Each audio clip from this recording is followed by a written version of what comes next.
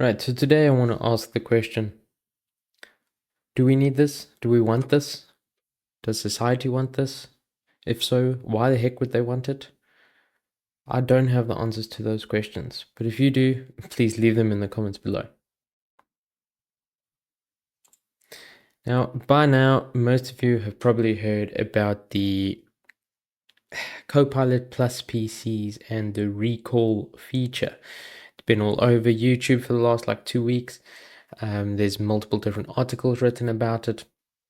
But essentially, what it comes down to is it's going to sort of be like a history snapshot of what you were doing on your computer.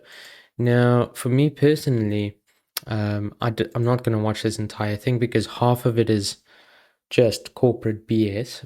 But what I can say is when we eventually get to like the recall section, I'm not even sure where it is because they don't have chapters on these things. They're a huge corporation. You'd imagine, you'd think they would put chapters in their, videos. Anywho's, I digress. Basically, these Copilot Plus PCs are going to be little AI empowered PCs. The AI is going to be running locally on the machine, and these snapshots that it will be taking will be saved locally on your machine. So I think everybody can agree with that that's a good idea, keeping things local. However, it's still not a good idea. A lot of people are claiming, what if your system gets compromised? If you get hacked, literally stuff you've been doing on your PC will essentially be available for the attacker to go into a history and search it. It is encrypted, yes, but when you are logged in, then obviously it's no longer encrypted, otherwise you can't access it. So what we're saying is that if there is an attacker that has managed to compromise your system, then they'll have access to this snapshot history, which is screenshots and a whole slew of other things. The Copilot AI that's included with this sort of recall thing will be running off of a sort of dedicated chip as well, which obviously the users won't have access to. So there's a whole slew of like people saying that look, it can be exploited, it can be abused, and I don't know. Just tell me in the comments below why someone would want snapshots and screenshots taken of what they were doing on their computer so that they can go back and, oh, what was I doing on my computer 2 days ago or whatever. I can understand that there are some use case situations where you might have been on a website looking at a product and then you couldn't quite remember what the product was called, so you ask the AI to check what were you doing on Monday, what products were you looking at on Monday, and the AI can go through your screenshots and say, okay, well, he visited this shopping website, that shopping website, and okay, these were the products he was looking at. But for me, and in recent years, I've actually adopted this since sort of phones and smartphones and browser history and predictive text and all those things became a thing. I believe that I myself, I'm not going to really generalize it, but for myself, I became lazy with my memory. I actually felt like I relied so much on the history features and the ability to go back and search what I was doing that I didn't bother committing anything to memory.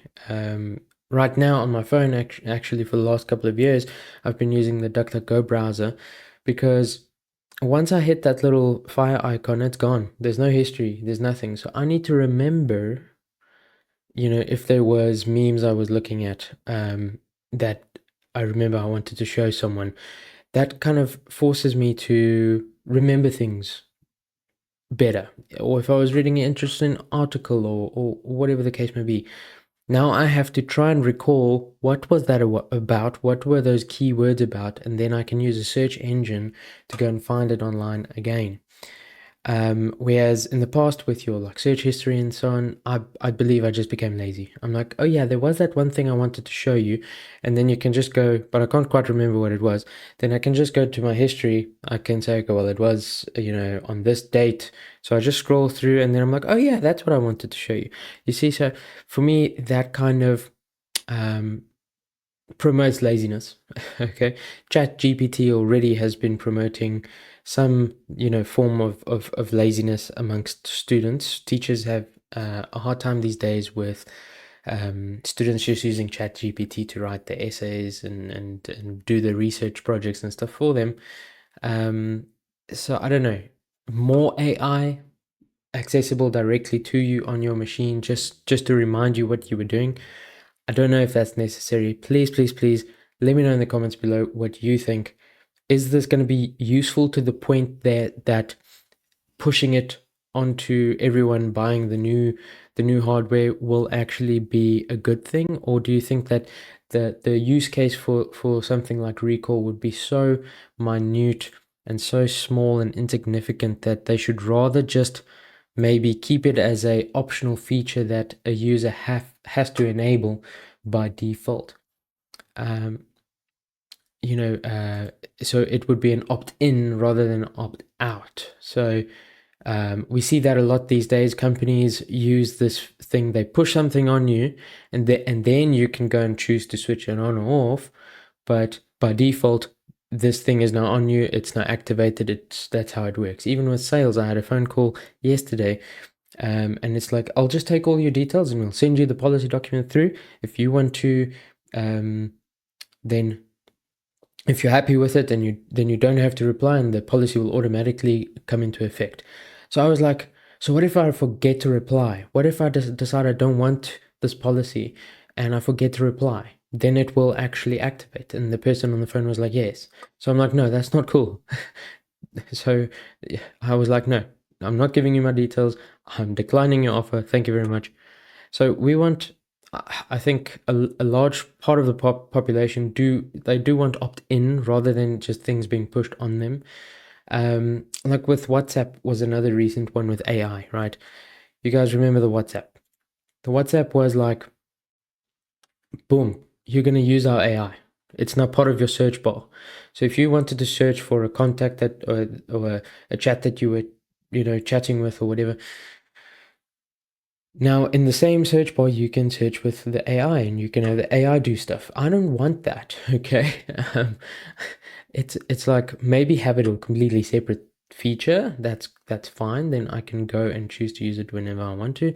But now it's just sort of pushed on us. It's there.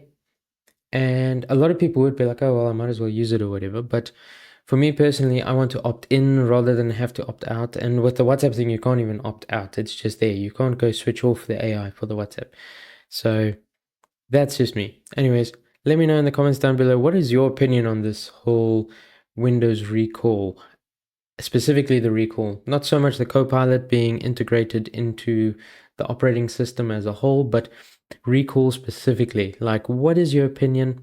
Do you have any privacy concerns? We know that it has said that it would respect apps that have DRM and things like that, but a lot of apps that deal with sensitive information are not programmed in that way. They're not DRM controlled, and they don't show themselves as a privacy window.